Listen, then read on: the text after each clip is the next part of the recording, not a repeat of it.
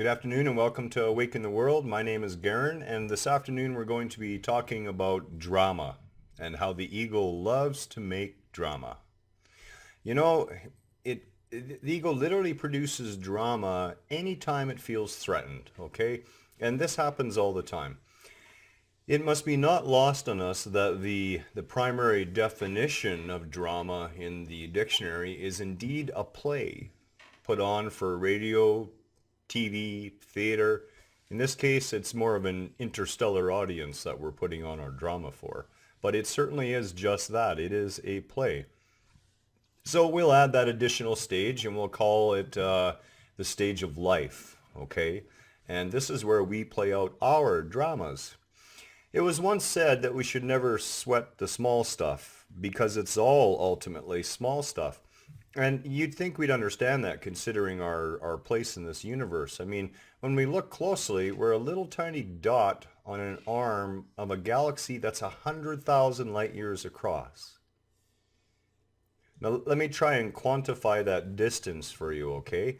Light travels from the sun, which is 93 million miles from here, in 8 minutes to reach the Earth. Imagine the distance that light would travel in 100,000 years. And that's only one galaxy amongst tens of thousands of them, millions of them. At the end of the day, there's nothing down here that warrants the drama that we put into everything. And what creates the drama? Well, like I said, it's the ego. So I'm gonna relay a parable from the Far East, from China actually, and it's a really beautiful little parable, and it's the parable of the farmer. So our drama begins one early sunny morning. It's a beautiful day out, and the farmer comes out and she finds out that her horses ran away. Okay, now this is a pretty tight-knit little community, this little village, so pretty soon the villagers start to show up, and they pretty much all say the same thing. Oh, we're so sorry for you. That was your only horse. How are you going to plow your fields now? This is terrible. The farmer, she answers, maybe. Later that afternoon, the horse came back, and when it came back, it actually had 5 additional wild horses following it. So with a smile, the lucky farmer, she quickly locked those 5 horses plus her own horse into her newly repaired paddock. And again, the villagers came by, and this time they were complimenting her. How lucky you are. 5 new horses, and they're all healthy. You're going to be rich. Back in those days, owning a horse was good enough, but if you had a couple of horses, well, horses were value. So 5 horses was like having 6 camels in the desert. So the farmer, to all the compliments and everyone telling her how lucky she was, simply responded, maybe. Well, the next morning, the farmer's son, he was out trying to break one of these new horses, and he got bucked off, and he badly broke his leg.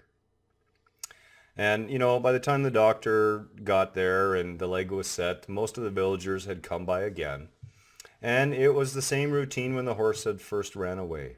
Oh, how terrible. How will you ever get your fields planted? It's planting season right around the corner, and your son has broken his leg. He'll be no use to you. And here you are, a woman all by yourself. How are you going to do this? It's just a terrible thing. To which again, the farmer, she answered, maybe, and smiled and went about her business.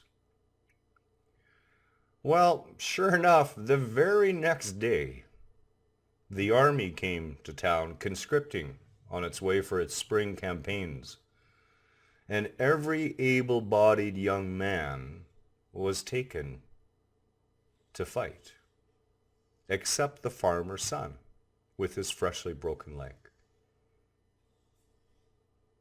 So what do we get out of this parable? Well, to ego, everything that happens it's like riding on the waves of the ocean, okay? You're either at the top of the wave and feeling great, or you're down in the depths and you're in the trough and you can't see the sunlight and you feel terrible and you just see walls of water all around you. And then you're back up in the light again and you're feeling great and the sun is shining and you're on top of the world, and then you're back in the troughs again. And this is what ego lives by. It lives in this sine wave when things are going well even.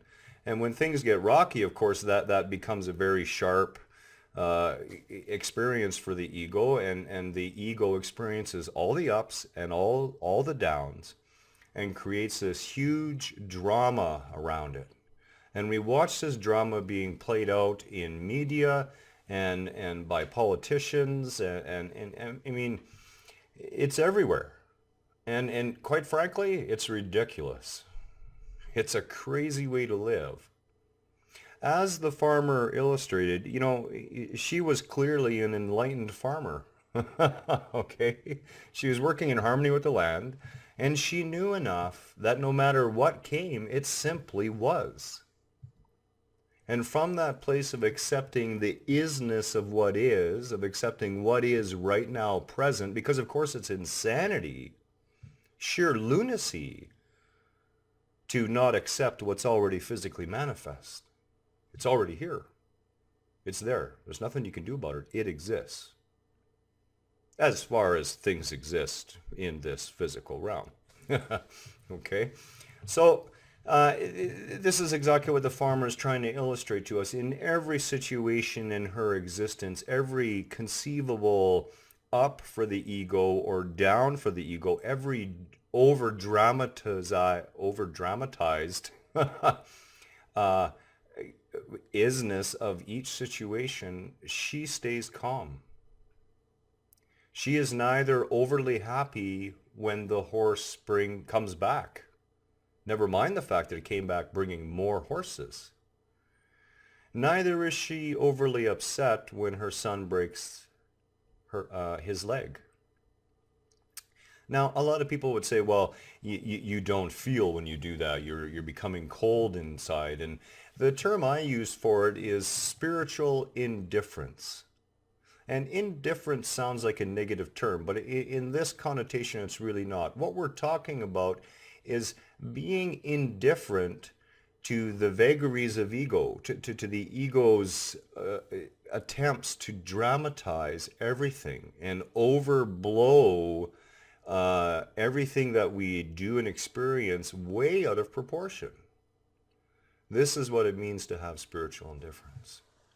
It means when what other people would call good comes your way, that you are grateful for the good, but you also understand that just as good comes, what you may judge as not good will also come. And eventually you'll move to the point where you cease to label it at all, where you cease to label it as good coming my way or not good or bad coming my way, because you'll understand that ultimately it's all good. And again, this leads back to thoughts and perceptions again. And if you haven't seen that video on thoughts and perceptions, you should really take a look. We're going to wrap this up on the whole idea of drama. The bottom line is everyone around us, including our own egoic minds, will try to get us wrapped up in drama. Taking things that, it's a very good policy. If it's not going to matter to you in 5 years, it's probably not worth getting upset about right now. That's a really good place to start. And that comes with all sorts of drama. The drama of not being able to do what you want today. The drama of an unexpected bill coming in. Our thoughts and perceptions will take these rather simplistic things that we already know how to deal with and we can find ways to handle and create all the drama which clouds our minds. When our ego is just popping off with how much it hates what's going on and how much it's pushing up against it and how it doesn't deserve this and how life is terrible and blah, blah, blah, blah, blah, our ability to actually see what's in front of us has disappeared. It's no longer there.